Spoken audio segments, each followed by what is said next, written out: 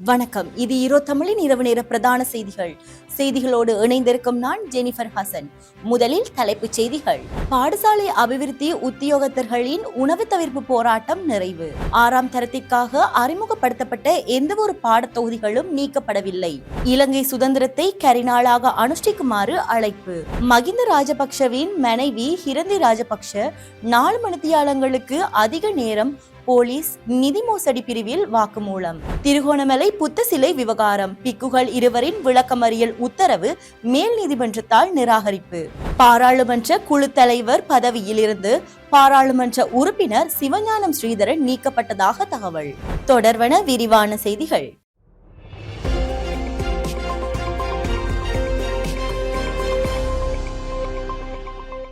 பிரதான அனுசரணை வழங்குவோர் நண்டிஸ் ரெஸ்டாரண்ட் அண்ட் கேட்டரிங் சர்வீஸ். ஜனாதிபதி செயலகத்திற்கு முன்பாக பாடசாலை அபிவிருத்தி உத்தியோகத்தர்களால் முன்னெடுக்கப்பட்டு வந்த சாகும் வரையிலான உணவு தவிர்ப்பு போராட்டம் இன்று கைவிடப்பட்டது. ஜனாதிபதியுடன் இன்று நடாத்தப்பட்ட பேச்சுவார்த்தையை தொடர்ந்து சுமூகமான தீர்வு எடுக்கப்பட்ட நிலையில் இந்த போராட்டம் கைவிடப்பட்டுள்ளதாக இலங்கை பாடசாலை அபிவிருத்தி உத்தியோகத்தர்கள் சங்கம் தெரிவித்துள்ளது. சுமார் 8 நாட்களாக தொடர்ந்த இந்த போராட்டத்தை முடிவுக்கு கொண்டு வரும் நோக்கில் ஜனாதிபதிக்கு போராட்டத்தில் ஈடுபட்டவர்களுக்கும் இடையில் விசேட கலந்துரையாடல் ஒன்று இடம்பெற்றது. இதன் போது அபிவிருத்தி உத்தியோகர்களை ஆசிரியர் சேவைக்குள் உள்வாங்குவதற்காக நடாத்தப்படும் போட்டி பரீட்சைக்கு தோற்றுவதற்கு அவர்கள் இணக்கம் தெரிவித்துள்ளனர். பரீட்சையின் பின்னர் அடுத்த 6 மாத காலப்பகுதிக்குள் தகுதியுள்ள அனைவரையும் ஆசிரியர் சேவைக்குள் உள்வாங்குவதாக ஜனாதிபதி இதன் போது தெரிவித்துள்ளார்.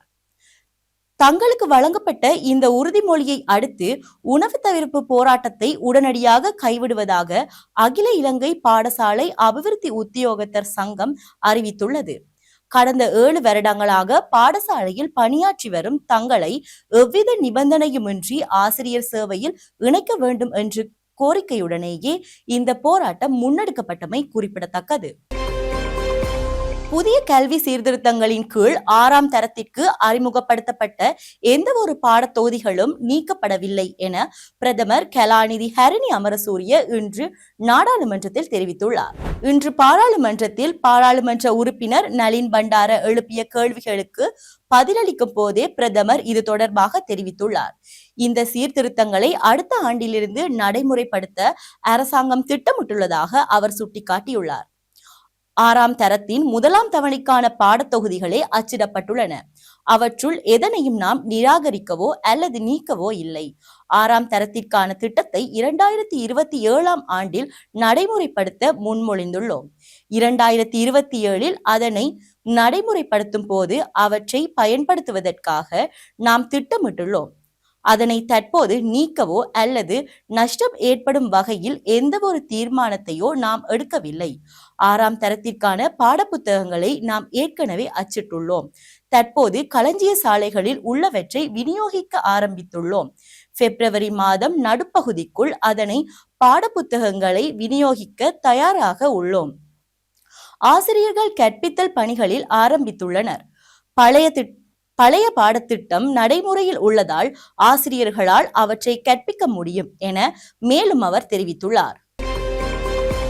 தமிழ் மக்களுக்கு சுதந்திரம் கிடைக்காத நிலையில் இலங்கையின் சுதந்திர தினமான நாளைய தினத்தை கரிநாளாக அனுஷ்டிப்பதற்கு பல்கலைக்கழக மாணவர்கள் நாளைய தினம் முன்னெடுக்கும் போராட்டமானது மிகவும் பெருமதியானது எனவும் இதற்கு அனைவரும் ஒத்துழைப்பு வழங்க வேண்டும் எனவும் நாடாளுமன்ற உறுப்பினர் சிவஞானம் ஸ்ரீதரன் கேட்டுக்கொண்டுள்ளார். இன்று நாடாளுமன்ற உறுப்பினர் அவரது இல்லத்தில் வைத்த ஊடகவியலாளர்களுக்கு கருத்து தெரிவிக்கும் போதே இவ்வாறு தெரிவித்துள்ளார். 1948இல் இலங்கை சுதந்திரம் பெற்றதாக கூறப்பட்டாலும் தமிழ் மக்களுக்கு இதுவரை உண்மையான சுதந்திரம் கிடைக்கவில்லை என்பதையும் தமிழர்களின் சுயநிர்ணய உரிமை கோரிக்கையையும் வலியுறுத்தி நாளைய தினத்தை கரிநாளாக அனுஷ்டிக்குமாறு பல்கலைக்கழக மாணவர்கள் கோரியுள்ளனர். குறிப்பாக கிளிநொச்சி மற்றும் மட்டக்களப்பில் நாளைய தினம் சுதந்திர தினத்திற்கு எதிராக வலுவான போராட்டங்கள் ஏற்பாடு செய்யப்பட்டுள்ளன. கடந்த காலங்களில் சுதந்திர தினத்திற்கு எதிர்ப்பு தெரிவிக்காமை, திருகோணமலையில் தமிழ் மக்கள் கொல்லப்பட்டமையும், 1989 கிளிநொச்சியில் சுதந்திர தினத்தை கொண்டாட முயன்ற போது ஈரோஸ் போராளிகள் 3 காணாமல் ஆக்கப்பட்டனர்.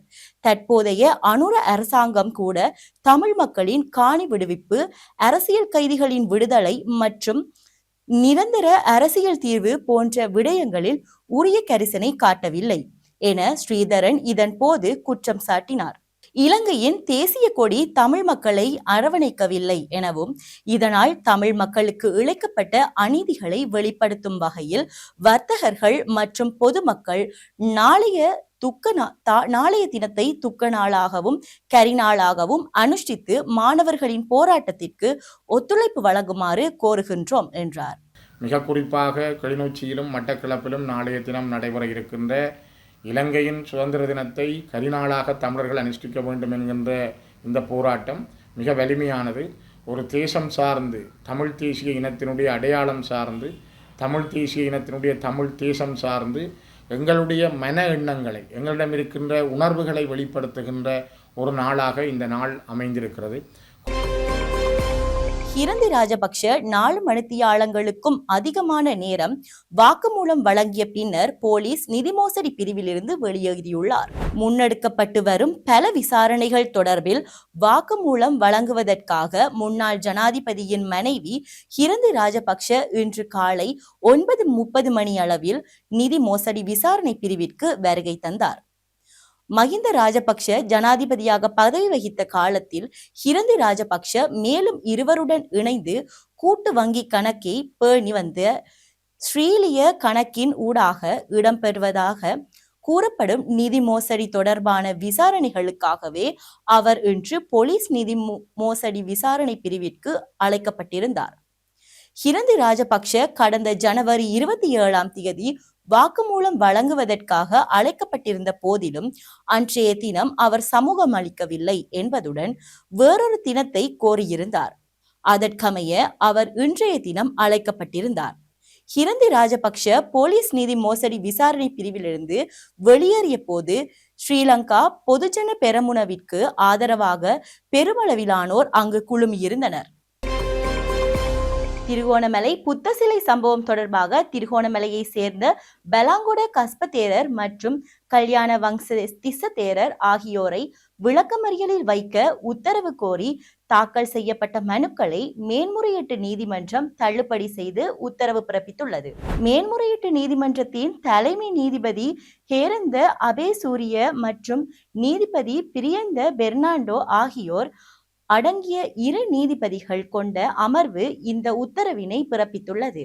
கடந்த ஆண்டு நவம்பர் மாதம் 16 திருகோணமலையிலுள்ள விகாரையொன்றில் அமைக்கப்பட்ட புத்த சிலையை அகற்றுவதற்கு அதிகாரிகள் முற்பட்ட போது அங்கு பெரும் பதற்ற நிலை ஏற்பட்டது. குறித்த கட்டுமானங்கள் உரிய அனுமதியின்றி முன்னெடுக்கப்பட்டதாக கூறி கடற்கரை பாதுகாப்பு திணைக்களம் காவல்துறையினரிடம் முறையீடு செய்துள்ளது. சிலையை அகற்ற முயன்ற போது பிக்குகள் மற்றும் பிரதேச மக்கள் போலீசாருக்கு கடும் எதிர்ப்பு தெரிவித்து வந்தனர். இந்த சம்பவம் தொடர்பாக வழக்கு நேற்று திருகோணமலை நீதிவான் நீதிமன்றத்தில் விசாரணைக்கு எடுத்துக் கொள்ளப்பட்டது. இதன்போது குறித்த வழக்குடன் சம்பந்தப்பட்ட 9 பேரையும் எதிர்வரும் பிப்ரவரி மாதம் 9 வரை தொடர்ந்தும் விளக்கமறியலில் வைக்குமாறு நீதிவான் உத்தரவிட்டமை குறிப்பிடத்தக்கது. பாராளுமன்ற குழு தலைவர் பதவியில் இருந்து பாராளுமன்ற உறுப்பினர் சிவஞானம் ஸ்ரீதரன் நீக்கப்பட்டதாக தெரிவிக்கப்படுகிறது. இந்த நிலையில் இலங்கை தமிழரசு கட்சியின் மட்டக்களப்பு மாவட்ட நாடாளுமன்ற உறுப்பினர் சாணக்கியன் ராசமாணிக்கம் நாடாளுமன்ற குழு பதிவில் தலைவராக நியமிக்கப்பட்டுள்ளதாக தெரிவிக்கப்படுகின்றது. அரசியலமைப்பு சபையிலிருந்து விலக மறுத்த ஸ்ரீதரனின் முடிவை தொடர்ந்து இந்த தீர்மானம் எடுக்கப்பட்டதாக கூறப்படுகிறது. இராணுவ அதிகாரி ஒருவருக்கு உயரிய பதவியை வழங்க சிவஞானம் ஸ்ரீதரன் ஆதரவளித்து வாக்களித்த நிலையிலேயே இவர் இவ்வாறு பதவி நீக்கம் செய்யப்பட்டதாக தெரிவிக்கப்படுகிறது. அமெரிக்காவின் மினசோட்டா மாநிலத்தின் மினியோபோலிஸ் நகரில் குடிவரவு அதிகாரிகளினால் 2 குடிமக்கள் சுட்டுக் கொல்லப்பட்டதைத் தொடர்ந்து அங்குள்ள குடிவரவு மற்றும் சுங்க அமுலாக்கத்துறை உள்ளிட்ட அனைத்து உள்நாட்டு பாதுகாப்பு அதிகாரிகளும் உடனடியாக உடல் கேமராக்களை அணிவது கட்டாயமாக்கப்பட்டுள்ளது. உள்நாட்டு அலுவல்கள் செயலாளர் கிறிஸ்டினோம் இதற்கான உத்தரவை பிறப்பித்துள்ளார். சுட்டுக் கொல்லப்பட்ட அலெக்ஸ் பிரெட்டிக் என்ற தாதியிடம் ஆயுதங்கள் இருந்ததாக அதிகாரிகள் முதலில் கூறினாலும் வெளிவந்த காணொளி ஆதாரங்கள் அவர் கையில் கைபேசி மட்டுமே இருந்ததை உறுதி செய்தன. இந்த முரண்பட்ட தகவல்கள் மற்றும் பொதுமக்களின் போராட்டத்தை தொடர்ந்து வெளிப்படைத்தன்மையை உறுதி செய்ய இந்த நடவடிக்கை எடுக்கப்பட்டுள்ளது. நிதி ஆதாரங்களுக்கு ஏற்ப இந்த உடல் கேமரா திட்டம் நாடு முழுவதும் விரிவுபடுத்தப்படும் என்று இது தவறான தகவல் பரப்புகை தடுக்கும் என்றும் தெரிவிக்கப்பட்டுள்ளது. செய்திகளின் நிறைவாக மீண்டும் தலைப்பு செய்திகள். பாடசாலை அபிவிருத்தி உத்தியோகத்தர்களின் உணவு தவிர்ப்பு போராட்டம் நிறைவு. 6ஆம் தரத்திற்காக அறிமுகப்படுத்தப்பட்ட எந்தவொரு பாடத்தொகுதிகளும் நீக்கப்படவில்லை. இலங்கை சுதந்திரத்தை கரிநாளாக அனுஷ்டிக்குமாறு அழைப்பு. மகிந்த ராஜபக்ஷவின் மனைவி ஹிரந்தி ராஜபக்ஷ 4 மணித்தியாலங்களுக்கு அதிக நேரம் போலீஸ் நிதி மோசடி பிரிவில் வாக்குமூலம். திருகோணமலை புத்த சிலை விவகாரம் பிக்குகள் 2 விளக்கமறியல் உத்தரவு மேல் நீதிமன்றத்தால் நிராகரிப்பு. பாராளுமன்ற குழு தலைவர் பதவியிலிருந்து பாராளுமன்ற உறுப்பினர் சிவஞானம் ஸ்ரீதரன் நீக்கப்பட்டதாக தகவல். இத்துடன் ஈரோ தமிழின் இரவு நேர பிரதான செய்திகள் நிறைவடைந்தன. நன்றி.